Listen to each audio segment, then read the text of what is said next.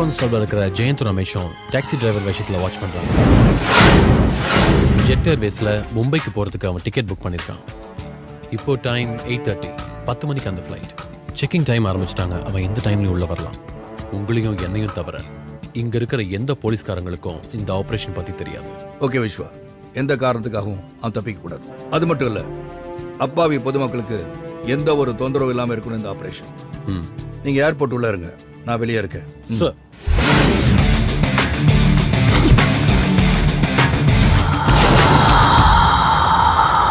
விட்டுக்காரனா புரிஞ்சுக்க. சார், அவன் white colour ஸ்கார்பியோவில் வந்துட்டு இருக்கான் sir. Okay Viswa, get ready.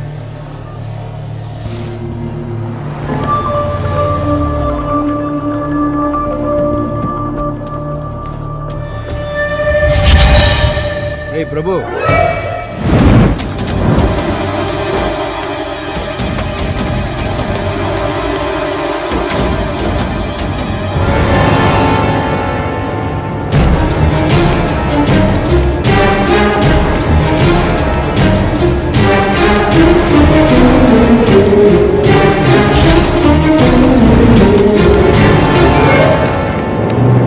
Hari வராடா. ஹாய் ஹரி. ஹாய். டேய், நான் வேகமா போய் வண்டி எடுத்துட்டு வரேன்டா. சீக்கிரம் போ. கொஞ்சம் நகருங்கம்மா. நகருங்க.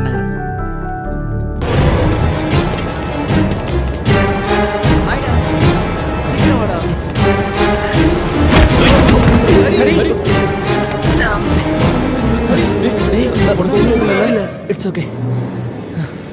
கண்ணு முன்னு தெரியாம அவன் ஓடி வரான். அவன் ஏதோ ஃப்ராடுன்னு நினைக்கிறேன். போலீஸ்காரங்க சரி, வா வா வா.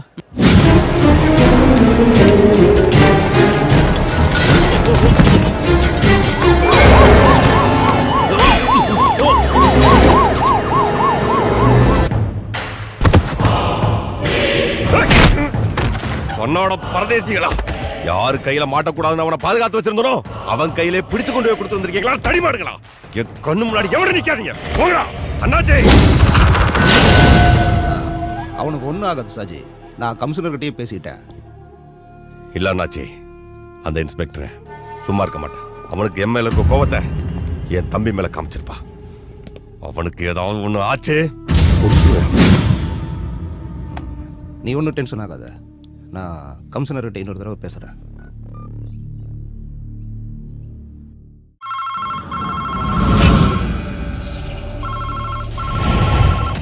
ஹலோ, இருக்கார் சார், கூப்பிடுறேன். சார், மேலிடத்துலேருந்து ப்ரெஷர் பண்ணுறாங்கன்னு நினைக்கிறேன். Commissioner line. Jacob Alexander. என்னையா நினைச்சிட்டு இருக்க? புரியல சார். ஷாஜியோட தம்பி பிரபுவை அரெஸ்ட் பண்ணி வச்சிருக்கியே, எதுக்காகயா? அவன் ஷாஜியோட தம்பியா இல்ல வேற யாரோட மச்சானான்னு எனக்கு தெரியாது சார். எனக்கு கம்ப்ளைண்ட் வந்துச்சு, அவனை பிடிச்சேன், அவ்வளவுதான். என்னையா கம்ப்ளைண்ட்? என்னையா ஓவரா பேசிட்டு இருக்க? இந்த நிமிஷமே பிரபுவை ரிலீஸ் பண்ணி ஆகணும். திஸ் இஸ் மை ஆர்டர், புரிஞ்சுதா? சாரி சார், அவனை விட முடியாது. அது நீங்க இல்ல, எந்த கொம்பனே சொன்னாலும். யூ கோவப்படாதீங்க சார், நான் சொல்றத கொஞ்சம் கேளுங்க. Padmavathi high school PT master Mohammed ஃபைசலோட மக தனுஜாங்கிற பொண்ணை கற்பழிக்க ட்ரை பண்ணனால நான் பிரபு அரெஸ்ட் பண்ணிருக்கேன். ரிட்டர்ன் கம்ப்ளைண்ட் டேபிள் மேல இருக்கு. Section 376 attempt to rape. ஜாமீன் கிடைக்காதுங்கிற விஷயம் நான் உங்களுக்கு சொல்லி புரிய வைக்க வேண்டியதில்லை. எஃப்ஐஆர் போட்டு முடிச்சாச்சு சார்.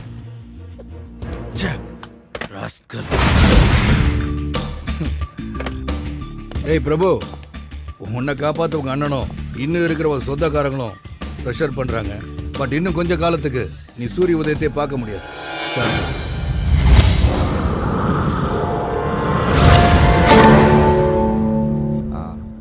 சரி சார்.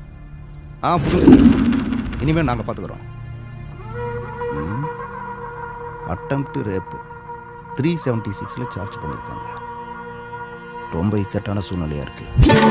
அப்போ நான் அட்வொகேட் கிட்ட பேசினேன், ஆனால் அவரும் முடியாதுன்னுட்டாரு. இதுக்கு ஒரே வழிதான் இருக்கு. அது என்னன்னு தெளிவா சொல்லுங்க அண்ணாச்சி. கம்ப்ளைண்ட் கொடுத்தது யார் தெரியுமா?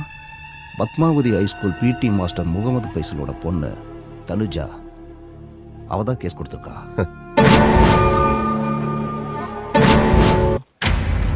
What nonsense are you talking? நீங்க சொல்லி தானே கேஸ் ஃபைல் பண்ண. எதுக்கு இப்போ பயந்து பின்வாங்குறீங்க? மன்னிக்கணும் சார், இதுக்கு மேல வேற எதுவும் கேட்காதீங்க. கேஸை கண்டினியூ பண்ற மனநிலையில நாங்க இல்ல. அதனால தான் நானும் கேட்கிறேன். வை, எதுக்காக கேஸ் வாபஸ் வாங்குறீங்க? யாராவது மிரட்டினாங்களா? சொல்லுங்க, யாராவது உங்களை பயமுறுத்தாங்களா? உங்களை மாதிரி படிச்சவங்களே இப்படி இருக்கனால தான் டெல்லியில ஓடுற பஸ்ல கற்பழிக்கிற அளவுக்கு நம்ம நாட்டுல வக்ர புத்தி அதிகமாயிடுச்சு. என்ன காரணம்? எதுக்காக காப்பாத்த நினைக்கிறீங்க? சொல்லுங்க. சார் மேற்கொண்டு எதுவும் கேட்காதீங்க. நான் எதுவும் சொல்ற மாதிரி இல்லை. எனக்கு இருக்கிறது ஒரே பொண்ணு. எனக்கு இவ உயிரோட இருக்கிறது ரொம்ப முக்கியம். ஏதோ நடக்க கூடாததெல்லாம் நடந்து போச்சு. அதுக்காக சம்பந்தப்பட்டவங்க மேல கம்ப்ளைண்ட கொடுத்து கோர்ட்டு கேஸ்னு ஏறி எங்க மானத்தை இழக்க நான் விரும்பல சார். அதை நீங்க கம்ப்ளைண்ட் கொடுக்கறதுக்கு முன்னாடி யோசனை பண்ணிருக்கணும். தேடி பிடிச்சு அரெஸ்ட் பண்ண பிறகு ஒரு கோலை மாதிரி பின்வாங்குறீங்களே. ஆயிரக்கணக்கான மாணவர்களுக்கு படிப்பு சொல்லித்தர ஆசிரியர் நீங்க. நீங்களே இப்படி பயந்து போனா அவன மாதிரி குற்றவாளிங்க அதிகமாயிருவாங்க. சாரி சார், நான் கேஸை வாபஸ் வாங்கிக்கிறேன். Good afternoon mister inspector.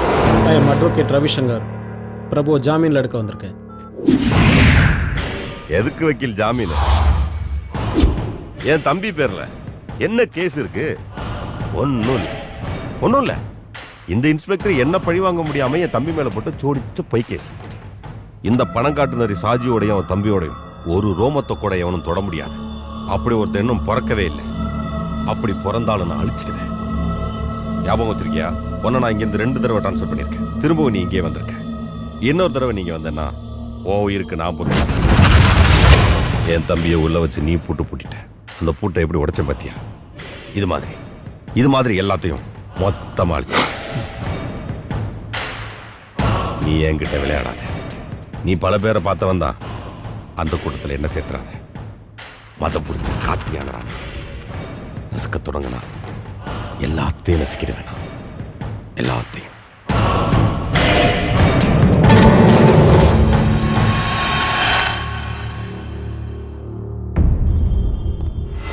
நில்லடா.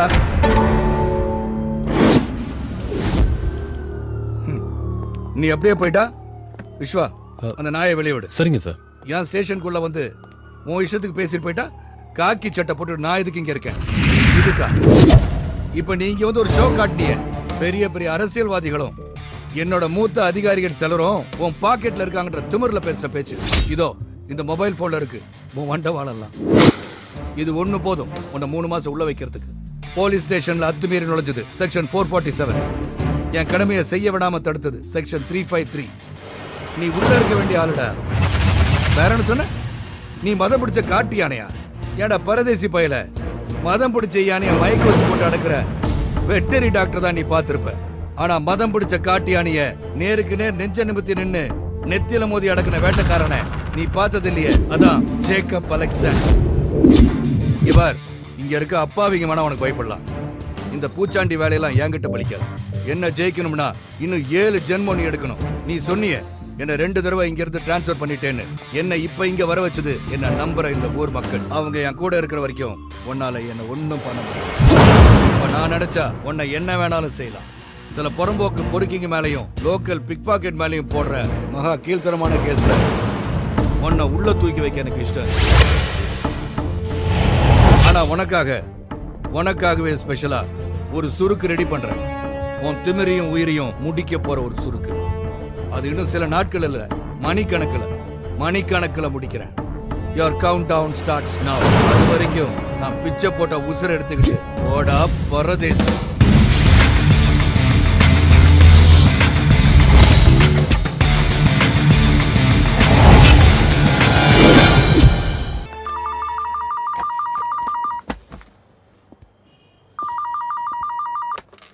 Hello, inspector speaking.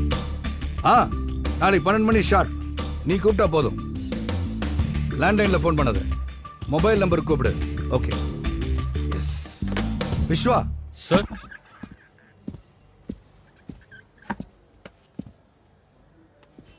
Vishwa sir. ஒரு ஹாப்பி நியூஸ். நம்ம 5 மாசத்து விசாரணை ஒரு முடிவுக்கு வரப்போகுது. என்னன்னு புரியுதா? Little John. Yes, you are right.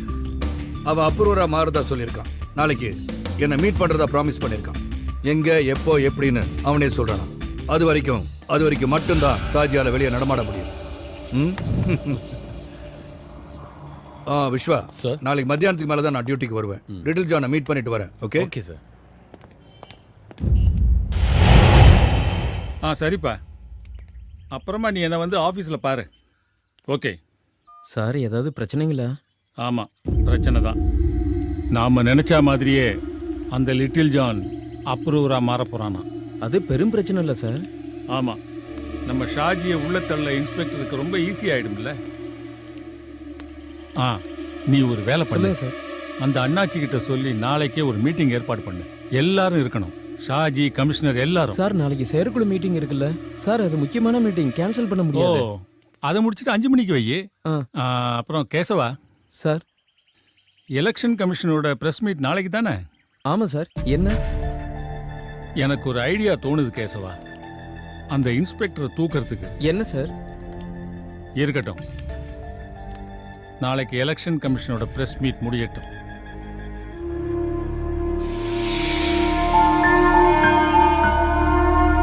என்னடா நீ என்ன சாப்பிடலையா? சாப்பாடு மேல உன் கோவத்தை காட்ட வேணாம், சாப்பிட்டு போ. வேண்டாம், வயிறு ரொம்பிடுச்சு. ஒரு சாதாரண இன்ஸ்பெக்டர் ஒழிச்சு கட்ட வழி இல்ல, பெரிய தாதான்னு சொல்லிட்டு இருக்க. சிட்டியை ஆட்டி படிக்கிற டானா. சொந்த தம்பிய அந்த லாக்அப்ல போட்டு அடிச்சு அசிங்கப்படுத்துறான். அதை நினைக்கும் போது உயிரே போகுது. இனிமே என்னால எப்படி வெளியே தலை காட்ட முடியும்? நான் சொல்லியாடா நீ கையை பிடிச்சி எடுத்த? வேண்டாத வேலையெல்லாம் செஞ்சுட்டு பேசுறத. ஏய் சாஜி, கொஞ்சம் பொறுமையா இருப்பா. அவன் தான் அறிவில்லாம ஏதோ பேசிட்டு இருக்கான்னா. அண்ணாச்சி, நீங்க பாத்தீங்கல்ல ஸ்டேஷன்ல நடந்ததெல்லாம் எல்லாம் இவனாலதான். இவன் பண்ற திமிருத்தனத்தால தினமும் எனக்கு எவ்வளவு டென்ஷன் தெரியுமா? எல்லாத்துக்கும் காரணம் இவன் பண்ற பொறுக்கித்தனம். எவ்வளவு பிரச்சனை. ஒரு பிரச்சனை முடிஞ்ச உடனே இன்னொன்னு. நீ பண்ண காரியத்தால லிட்டில் ஜான் இன்னைக்கு எனக்கு எதிரியா மாறி 12 வருஷம் எனக்கு வலது கையா இருந்தவன்டா. இன்னைக்கு என்ன போலீஸ்ல காட்டி கொடுக்க வர? சொந்த தங்கச்சியை கையை பிடிச்சி இழுத்தா அவன் இடத்துல நான் இருந்தாலும் இதை தாண்டா செய்வேன். அன்னைக்கு உன்னை காப்பாத்தினது அந்த இன்ஸ்பெக்டர் உன்னை அடிச்சு கொன்றக்கூடாதுங்கிறதுக்காக. உனக்கு என்னடா ஒண்ணும் புரிய மாட்டேங்குது. அந்த இன்ஸ்பெக்டர் போட்டு தள்ளுறது ஒன்னும் பெரிய விஷயம் இல்லை. ஒரு கத்தியோ ஒரு துப்பாக்கியோ போதும், அவன் கதையை ரொம்ப ஈஸியா முடிச்சிடலாம். ஆனா அவனை நாம 2 தடவை டிரான்ஸ்ஃபர் பண்ணியிருக்கோம். திரும்பி அவன் இங்கேயே வந்திருக்கான். இந்த நேரத்தில் அவனை யாரு என்ன செஞ்சாலும் அந்த பழி நம்ம மேலதான் வந்து விழும். அதனாலதான் அந்த இன்ஸ்பெக்டர் நான் ஒன்றும் பண்ணல. அதுக்கும் ஒரு நேரம் வரும். ஆனா இப்ப பண்ண வேண்டியது என்ன காட்டி கொடுக்க வர்ற லிட்டில் ஜானோட கதையை முடிச்சே ஆகணும். அதுக்கப்புறம் பாரு அந்த இன்ஸ்பெக்டர் என்ன ஆகிறான்னு. புரியுற மாதிரி சொல்லுங்க அவனுக்கு. வரதன் சார் வந்துட்டாரு.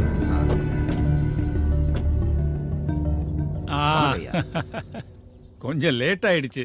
நீங்கள்லாம் இங்க இருக்கிற விஷயத்தை கேசவன் என்கிட்ட சொல்லியிருந்தான். என்ன பண்றது? எலெக்ஷன் கமிஷன் மீட்டிங் இல்லையா, ஒருத்தனும் விட மாட்டேங்கிறான். எல்லாரும் சீட்டு வேணுங்கிறாங்க. சொந்த செல்வாக்கில் ஜெயிக்கிறதுக்கு ஒருத்தனுக்கும் தகுதி இல்லை.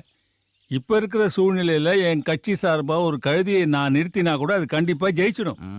கேசவா, இவங்களுக்கு குடிக்கிறதுக்கு ஏதாவது கொடுத்தீங்க? சரிங்க சார். சரி, நீ போய் எனக்கு ஒரு டீ கொண்டு வா. ஆச்சு சார். என்னையா கமிஷனர், உனக்கு கீழே வேலை பார்க்கறவனை வச்சு நம்ம ஷாஜியை தூக்கலான்னு முடிவு பண்ணிட்டியா? அது சிட்டி போலீஸ் கமிஷனர் தலைக்கு மேல ஒருத்த வளர்ந்துக்கிட்டு வரான். அதை முளையிலேயே கிள்ளி எறியாம உரம் போட்டு வளர்த்துக்கிட்டு இருக்கே கமிஷனர். சார், உங்களுக்கே நல்லா தெரியும், பழைய ஒரு கொலை கேஸ்ல என் பேச்சை கேட்காம அவன் இஷ்டப்படி நடந்துக்கிட்டதுனால என்னால ஒண்ணும் செய்ய முடியல. அந்த விஷயம் உங்களுக்கே தெரியுமே சார். ஆமாய்யா, எனக்கு எல்லாமே ஞாபகம் இருக்கு. அவ்வளவு சீக்கிரம் என்னால் அதை மறக்க முடியாது. அவனை நீங்க மறக்காம இருந்தா மட்டும் போதும் சார். அவன் என்னைக்கும் நம்மள மறக்காத மாதிரி ஏதாவது செய்யணும். இல்லனா லிட்டில் ஜானை வச்சு அவன் என்ன பிடிச்சிருவான். நான் மாட்டினா அது எனக்கு மட்டும் பிரச்சனை இல்லை. உங்களால முடியலன்னா சொல்லுங்க, இதனால எந்த பிரச்சனை வந்தாலும் நான் பாத்துக்கிறேன். எல்லா கதையும் முடிஞ்சிடும். அவன் கதை நம்ம கதை எல்லாம் புரிஞ்சுதா? ஒரு சின்ன போலீஸ் இன்ஸ்பெக்டர் முன்னாடி இந்த பணம் காட்டு நரி சாட்சி சரண்டர் ஆகிறதா இருந்தா காட்ட வேண்டியவன் நான் யாருன்னு காட்ட வேண்டியவன். நீ உட்கார ஷாஜி, அப்படியெல்லாம் நான் ஒன்றும் நடக்க விட மாட்டேன். இது வரைக்கும் எல்லா விஷயத்தையும் நம்ம ஒன்னா சேர்ந்து தானே செஞ்சிருக்கோம். இதையும் அதே மாதிரி முடிச்சிடுவோம். அது எப்படியா கமிஷனர்? அவனுக்கு மட்டும் சிட்டி போலீஸ்ல இவ்வளவு செல்வாக்கு? அவன் செல்வாக்குக்கு அவன் மட்டும் காரணம் இல்ல, ஜனங்களும் தான். மத்த போலீஸ்காரங்களுக்கு இல்லாத மரியாதை அவனுக்கு இருக்கு. அதுக்கு உங்க கட்சிக்காரங்களும் ஒரு காரணம்.